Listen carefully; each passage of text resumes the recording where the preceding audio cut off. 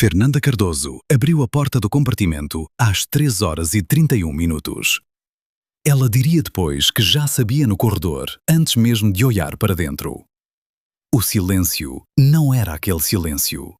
Não era o silêncio de quem dorme. Era outra coisa. Compartimento número 6. 3 pessoas. A garganta de cada um. Uma faca. E ninguém vivo. O registrador de dados da locomotiva já marcava a mesma coisa havia 17 minutos. Sinal de emergência recebido. Frenagem não acionada. Trem em movimento. O freio de emergência do 7º vagão havia sido acionado às 3h14. O sinal chegou ao sistema de controle da locomotiva. Foi recebido. Foi registrado. O sistema deveria ter iniciado a frenagem de emergência em 4, no máximo 6 segundos. O trem não parou. Ele seguiu por mais 12 minutos. 138 km/h. Um trecho escuro entre o Vale do Paraíba e Queluz. Nenhuma luz do lado de fora. Apenas o campo negro e o céu estrelado acima. Às 3h26, o maquinista José Alves, 47 anos, recebeu um sinal do despachante, já da central, já por outro canal. O trem parou 2 km antes da parada de Engenheiro Passos. Alves desceu para o aterro. Olhou ao longo da composição. A porta do 7º vagão estava aberta. O degrau, abaixado. Mas é preciso começar de outro ponto. De como tudo parecia normal. De como 3 pessoas viajavam para onde iam. De como a noite tinha começado de um jeito absolutamente comum. E de como uma pessoa sabia o que ninguém mais no trem sabia. Que naquele trem, naquele trecho, naquela noite, ele teria exatamente 12 minutos. Tinha calculado isso com antecedência, não suposto, calculado. Mas para entender como aquilo funcionava, é preciso começar do começo, da plataforma, da mochila, de 2 amigos que ainda estavam rindo. O trem São Paulo-Rio de Janeiro partiu no horário, às 22h10, novembro. A plataforma da Estação da Luz estava molhada pela garoa fina. Os postes se refletiam nas poças em longas faixas amarelas. Carregadores empurravam seus carrinhos. Um anúncio pelo alto-falante, voz calma, de costume. Lucas Ferreira e Rafael Sousa se conheciam há 14 anos. Tinham-se encontrado no primeiro ano da Faculdade de Pedagogia. Dividiram quarto por 3 anos na República da Rua da Consolação. Depois se separaram. São Paulo, Campinas, São Paulo de novo. Iam para o aniversário do pai de Lucas. 60 anos. Um restaurante no Rio. Toda a família. Sousa tinha levado uma garrafa de conhaque para a viagem. Ferreira, uma garrafa térmica de café e um saco com salgadinhos caseiros. O compartimento era para 2. Depois apareceu um terceiro. Tiago Oliveira embarcou em Queluz, 26 anos. Voltava para o Rio depois de um período em obra. Tinha trabalhado como montador em Campinas por 4 meses, quase sem folga. Era de poucas palavras. Tirou a jaqueta, pendurou no gancho, pegou o celular. Trocou umas palavras com Ferreira sobre o tempo no Rio. Deitou na cama de baixo. Eles não se conheciam. Tinham acabado juntos por acaso, mesmo compartimento, mesmo trajeto, mesmo horário. Nenhum deles tinha escolhido esse trem por algum motivo que importasse. Só passagens. Só uma noite. Mas cada um dos 3 tinha algo seu nessa viagem. Um detalhe que depois ficaria nos laudos e na memória de quem os conhecia. Ferreira carregava um presente para o pai. Uma fotografia antiga encontrada no sítio da família. Pai e filho. Verão de 1987. Os 2 rindo. Tinha encontrado em agosto. Ficou muito tempo pensando em qual moldura colocar. No fim, tinha embrulhado em jornal e posto na mochila. Queria entregar no restaurante, na frente de todo o mundo. Sousa fazia a viagem pela primeira vez em 2 anos.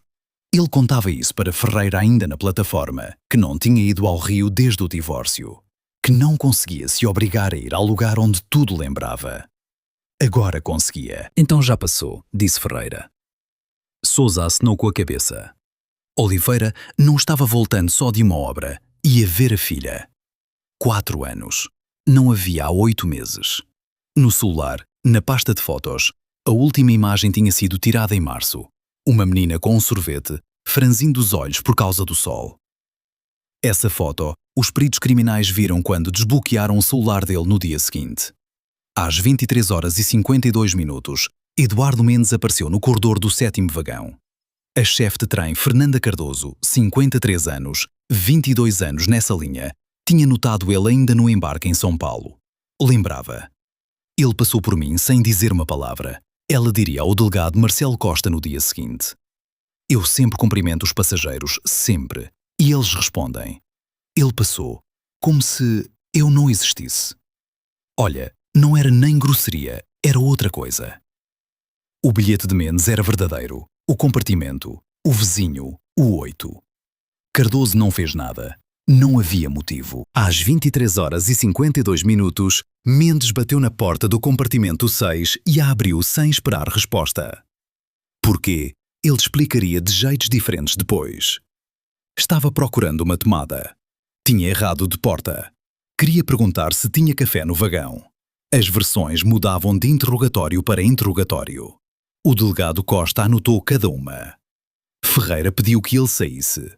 Mendes respondeu em voz baixa, mas de um jeito que fez Sousa levantar os olhos do celular. Ferreira repetiu. Mendes pegou um copo da mesinha, do outro, pôs de volta devagar, como se estivesse calculando algo. Então Oliveira se levantou. O montador de Campinas, 1,88 m. Não disse nada, só levantou e olhou. Mendes ficou em silêncio por um instante e saiu. Ferreira disse, tá bom, deixa para lá. Sousa acenou. Oliveira deitou de novo. Eles ficaram conversando mais umas 40 minutos. Sobre o aniversário que ia chegar. Sobre os preços no Rio. Sobre o plano de Sousa de se mudar para a capital no ano seguinte. Depois apagaram a luz. Mendes, nesse momento, estava sentado no compartimento ao lado, sozinho. Não tinha companheiros de viagem. Tinha comprado a cama individual alguns dias antes da partida. Pagou mais caro para ficar sozinho. Isso também entraria no inquérito depois. 30 minutos depois que a luz foi apagada no compartimento 6, o corredor do 7º vagão ficou silencioso. Pelos dados de geolocalização, os três tinham parado de usar o celular entre 1h10 e 1h20. Cardoso percorreu o vagão a 1h35. No compartimento 6 estava silencioso. No 8 não tinha luz. Porta fechada. Ela não entrou. O delegado Costa diria depois, entre 1h35 e 3h14, um intervalo de 99 minutos. Nesse intervalo aconteceu tudo. Mas exatamente nesse intervalo havia um detalhe que Costa não percebeu de imediato. E quando percebeu, pediu que lessem o boletim de ocorrência mais uma vez. Eduardo Mendes, 39 anos, natural de Queluz. Pelos documentos, desempregado temporário. Antes, 5 anos como mecânico na oficina de manutenção de material rodante da VL Prim, em São Paulo. Demitido 18 meses antes, a pedido próprio. Nesse trajeto exato. Nessa série de vagões exata. Costa releu o boletim 3 vezes. Depois, ligou para o setor técnico. O registrador de dados tinha registrado o sinal de emergência às 3h14 e 7 segundos. Freio de emergência do 7º vagão acionado. Sinal transmitido ao sistema de controle da locomotiva. Recebido. Registrado. O sistema deveria ter acionado a frenagem de emergência em 4, 6 segundos no máximo. O trem não parou. Seguiu por mais 12 minutos e 4 segundos. Até que o maquinista Alves recebesse o sinal do despachante da central por outro canal. 12 minutos, a 138 km por hora, são 27 km de percurso. 27 km nos quais alguém pulou do trem no escuro, caiu no aterro e foi embora. Era ou uma falha técnica ou outra coisa. Costa encaminhou uma solicitação ao setor técnico da VLUIN. A resposta veio 6 horas depois. Engenheiro sénior Paulo Ribeiro, 51 anos, engenheiro de diagnóstico de material rodante de mais alta categoria, 28 anos de profissão. Em 1998, tinha participado pessoalmente da investigação de um acidente perto do Cruzeiro, onde uma falha no sistema de freios matou 3 pessoas. Desde então, conhecia essa série de vagões como um médico conhece um paciente com quem trabalhou durante anos. Chegou ao local na manhã seguinte. Pediu acesso ao compartimento técnico do 7º vagão. Ficou lá por 2 horas e 40 minutos. Quando saiu, tinha uma única peça na mão. Uma válvula de descarga de pressão de emergência. Pequena, do tamanho de um punho, sem nada de especial na aparência. Ribeiro colocou sobre a mesa na frente de Costa e disse uma frase. Foi acionada manualmente, antes de o freio ser puxado. Costa perguntou o que isso significava. Ribeiro explicou. Nos vagões da série utilizada nesse trajeto desde 2009, havia uma particularidade construtiva do sistema de freio pneumático que só as pessoas que tinham trabalhado diretamente com esse equipamento conheciam. Ao deslocar manualmente a válvula para uma posição específica, sem desmontar, sem quebrar, especificamente deslocar manualmente 3 mm com um único movimento, o sistema registrava o sinal do freio de emergência, mas não transmitia o comando ao mecanismo atuador da locomotiva. O trem continuava em movimento. O registro no diário de bordo estava lá. A frenagem, não. Não era uma vulnerabilidade documentada. Era algo que os mecânicos passavam entre si, extraoficialmente, há anos. Mendes tinha trabalhado 5 anos nesse trajeto. Costa pediu para Ribeiro responder a uma única pergunta. Simples. Uma pessoa sem experiência prática com essa série de vagões poderia encontrar essa válvula por acaso? Ribeiro pensou um segundo. Não, disse. É preciso conhecer. É preciso lembrar, por anos. Costa pediu a Ribeiro que determinasse o momento da manipulação. Ribeiro disse, pelo padrão de desgaste na conexão roscada da válvula, pelas marcas na superfície do metal, a manipulação tinha sido feita no máximo 2 horas antes de o freio ser puxado. Provavelmente entre 1 hora e 30 minutos e 1 hora e 30 minutos. Ou seja, aproximadamente quando os 3 no compartimento 6 já dormiam. Mendes não agiu por impulso. Chegou no vagão preparado. Primeiro acionou a válvula. Depois voltou para o compartimento. Deitou. Esperou. E só às 3 horas e 14 minutos, quando tudo estava feito, puxou o freio e pulou. 12 minutos. Era exatamente o que ele precisava. Sabia disso de antemão. A equipe de peritos criminais trabalhou no compartimento 6 desde o amanhecer. 7 horas. O delegado Costa ficou lá a maior parte do tempo. A faca foi encontrada embaixo da cama de baixo, embrulhada num saco plástico. Um canivete com lâmina fixa de 18 centímetros, sem impressões digitais no cabo. Ou estava de luvas, ou tinha apagado. Na lâmina, o sangue dos 3. O laudo confirmaria isso 3 dias depois. A ordem foi estabelecida pela posição dos corpos e a direção dos ferimentos. Primeiro, Sousa, na cama de cima, não acordou. Segundo, Ferreira, que pela posição do corpo tinha conseguido se virar. Terceiro, Oliveira. O montador de Campinas, aquele que naquela noite tinha sido o primeiro a se levantar. A perita criminal doutora Cristina Nunes, 37 anos, especializada em vestígios de briga e reconstrução da sequência de eventos, escreveria depois no laudo. Não foram encontrados vestígios de resistência ativa no compartimento. Mendes agiu com rapidez e metodicamente. O episódio completo, pela sua estimativa, durou de 4 a 6 minutos. O que me impressionou, ela disse a Costa, foi que nada tinha sido derrubado. A garrafa térmica estava no lugar. O saco com comida no lugar. O celular de Sousa estava exatamente onde ele tinha deixado. Como se nada tivesse acontecido. Acho que isso é mais assustador. Ela ficou em silêncio. Depois disse baixinho. Fotografei a garrafa térmica por último. Não sei porquê. Simplesmente não conseguia ir embora. As buscas por Mendes começaram às 4 horas e 15 minutos, quando foi constatada a ausência dele no compartimento 8. Nesse momento, já tinha passado mais de 1 hora desde o salto. O local aproximado de aterrissagem foi calculado pelos dados do registrador. Quilómetro 24 do trecho entre Val do Paraíba e Queluz. Um aterro com cerca de 4 metros de altura. À direita, campo. À esquerda, um bosque de eucaliptos. A equipe de investigação chegou ao local às 5h40. Estava amanhecendo. No aterro encontraram rastros. Não de deslizamento, não de queda. As pegadas de alguém que pulou e caminhou.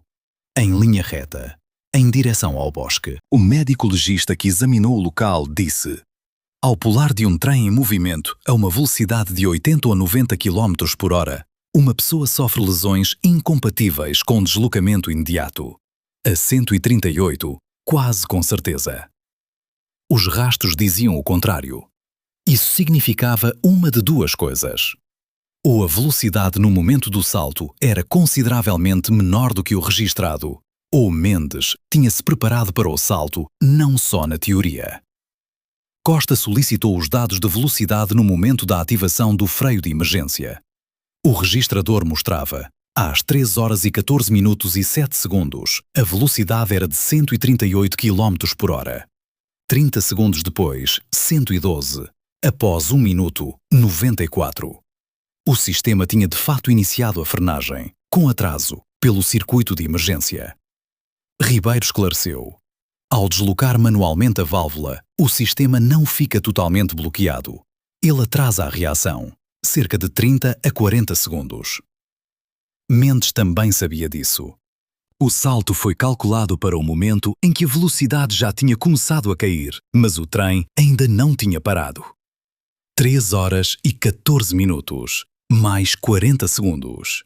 Velocidade cerca de 110 km por hora. Um aterro com inclinação em direção ao campo. Um bosque a 150 metros. Ele tinha-se preparado para esse salto, presumivelmente de forma física. No apartamento em Queluz, onde a equipe de investigação chegou 8 horas após o início das buscas, encontraram na varanda um colchonete de ginástica e um arnês de escalada. A vizinha do andar, Dona Vera Campos, 62 anos, aposentada, disse: ele treinava de noite, pulava. Eu pensei, bom, o homem está se exercitando. Quem ia imaginar? Ela não terminou a frase. Olhou para o lado. Depois acrescentou baixinho. Às vezes, ele levava meu lixo para baixo. Eu não pedia. Ele via e levava. Mendes foi preso no 3º dia. Não em Queluz, em Taubaté. Tinha alugado um quarto com passaporte de outra pessoa. Comprado, como se descobriria depois, 6 semanas antes da viagem. Ele se deslocava em transporte alternativo, trens regionais, ônibus, nenhuma vez táxi ou veículo particular. Não o encontraram por câmaras nem pelo celular. Por uma farmácia. No 2º dia após a fuga, entrou numa farmácia da rua 15 de Novembro em Taubaté e comprou ataduras, analgésicos e uma tipóia de imobilização para o ombro. A farmacêutica Juliana Lima, 29 anos, se lembrou dele. Não porque ele se comportasse de forma estranha, mas porque pagou devagar, com uma só mão, e pediu para abrir a embalagem ali mesmo, no caixa. Quando o alerta chegou ao posto local, Lima ligou por conta própria. Ele pediu um copo d'água. Ela disse depois. Servi, ele tomou o comprimido e disse obrigado. Uma pessoa normal. Só que o olhar não estava voltado para mim. Estava além. Os policiais o prenderam no mesmo quarto na manhã do 3º dia. Ele não resistiu. Na hora da prisão, tinha a clavícula fraturada e 3 costelas quebradas. Fraturas recentes. Ele não deu nenhuma explicação. O inquérito reconstruiu a cronologia passo a passo. Pelos recibos de compras, pelas imagens das câmaras em estações e shoppings, pelos dados das antenas de celular. Ele tinha jogado fora o telefone no 1º dia. Mas antes, o chip tinha registrado vários pontos. 3 meses antes da viagem, Mendes começa a estudar o horário do trem São Paulo-Rio de Janeiro. Isso consta do histórico do navegador do computador de casa. 8 semanas antes, consegue passaporte de 3º. Consta de troca de mensagens encontrada num celular antigo. 6 semanas antes, começa os treinos na varanda, confirmado pela vizinha Vera Campos. 4 semanas antes, inspeciona o compartimento de freios de um vagão da série, utilizada numa das paradas técnicas em Queluz. Como chegou ao local, o inquérito estabeleceria depois. A carteira de ex-funcionário da V. El Promir. vencida, mas a segurança o deixou passar. 2 semanas antes, compra uma faca dobrável numa loja de caça e pesca da Rua do Comércio, em dinheiro. 3 dias antes, adquire passagem para a cama do compartimento 8 do 7º vagão, trem São Paulo-Rio de Janeiro. A data de partida não foi escolhida por acaso. Era uma das 2 datas do mês em que não havia inspeções técnicas programadas de via no trecho Val do Paraíba-Queluz. Ele conhecia o calendário de inspeções. Tinha trabalhado 5 anos nesse sistema. Costa não estabeleceu o motivo de imediato. As primeiras versões: roubo, inimizade pessoal, vítima ao acaso. Nenhuma fechava. Nem Ferreira, nem Sousa, nem Oliveira conheciam Mendes. Dinheiro do compartimento não foi levado. Celulares estavam no lugar. Aí o delegado puxou o processo de demissão. 18 meses antes, Mendes tinha sido demitido após uma investigação interna. Motivo: descumprimento do regulamento de manutenção. Especificamente, divergência na documentação de uma vistoria periódica de vagões. Simplificando, assinou um laudo que não tinha executado. A investigação tinha sido iniciada pelo supervisor-chefe António Ferreira, o pai de Lucas Ferreira, 60 anos, aniversário, um restaurante no Rio. Costa fechou a pasta. Depois, abriu de novo. Mendes não tinha embarcado por acaso. Sabia quem era Lucas Ferreira. Sabia para onde e por que ele ia. Escolheu o compartimento ao lado. Esperou. O incidente no corredor não foi por acaso. Era uma observação, uma verificação de quem estava no compartimento e como reagiam. Sousa e Oliveira estavam lá pela confluência das circunstâncias. O delegado Costa escreveria depois no inquérito: as vítimas Sousa, R.A. e Oliveira, T.C. não eram o alvo do autor. Suas mortes decorrem da necessidade de eliminar testemunhas. Uma frase num documento oficial. Por trás dela, 2 pessoas que simplesmente tinham comprado passagens. O julgamento aconteceu 11 meses depois. Mendes não reconheceu a culpa. Ao longo de todo o processo, deu depoimentos em tom neutro, sem entonação, como se fosse o processo de outra pessoa. O advogado insistia em estado de emoção violenta, ausência de dolo, insuficiência de provas. O Ministério Público apresentou 83 elementos de prova material. Entre eles, uma impressão do histórico de navegação, com as datas em que o horário do trem São Paulo-Rio de Janeiro tinha sido pesquisado. O recibo da loja da Rua do Comércio. O laudo técnico de Ribeiro sobre a válvula. O arnês de escalada da varanda do apartamento em Queluz. Os peritos tinham encontrado nele traços de brita do lastro característico do trecho Val do Paraíba-Queluz. Esse último fato, o tribunal recebeu em silêncio. O advogado não encontrou o que responder. O engenheiro sénior Paulo Ribeiro prestou depoimento como perito técnico. 3 horas. O tribunal ouviu em silêncio. Ele explicou que a manipulação da válvula não poderia ter sido acidental, que uma pessoa sem conhecimentos especializados dessa série de vagões não saberia da existência desse ponto, que o próprio fato do acionamento da válvula 2 horas antes do freio puxado significava que as ações foram planejadas com antecedência, em várias etapas, com compreensão da sequência técnica. Não foi uma reação impulsiva, disse Ribeiro no plenário. Foi um problema de engenharia, que ele resolveu. Mendes ouviu isso sem mudar a expressão. Depois pediu a palavra. O juiz permitiu. Disse uma frase: que António Ferreira tinha destruído a vida dele. Não acrescentou mais nada. Mendes foi condenado à prisão perpétua. António Ferreira, 60 anos, supervisor-chefe, o homem que 18 meses antes havia assinado o ato de demissão, soube da morte do filho na manhã seguinte aos acontecimentos no trem. Ligaram para ele às 6h40. Ele foi ao necrotério naquele mesmo dia. No inquérito deu depoimento uma vez. Falou baixinho, sem pausas, sem lágrimas. No final, o delegado perguntou se ele sabia que Mendes poderia ter guardado rancor após a demissão. António Ferreira ficou em silêncio por alguns segundos. Eu estava fazendo meu trabalho, disse ele. Ele não realizou a vistoria. Eu assinei o auto de infração. Esse é o meu trabalho. Não acrescentou mais nada. O aterro do quilómetro 24 do trecho entre Val do Paraíba e Queluz tem hoje o mesmo aspecto que tinha naquela noite. Floresta escura à esquerda, campo à direita, 4 metros de altura, brita dura em baixo. Os rastros na brita, sumidos faz tempo. Foram fotografados e documentados nas primeiras horas. As imagens estão no inquérito. Numa das fotos dá para ver claramente. Os rastros vão em linha reta, sem caos, sem zigue-zague. Uma pessoa que aterrissou e caminhou em uma direção determinada com antecedência. Ele sabia onde pular. Ele sabia para onde ir. Ele sabia quanto tempo tinha. Exatamente 12 minutos. Foi suficiente.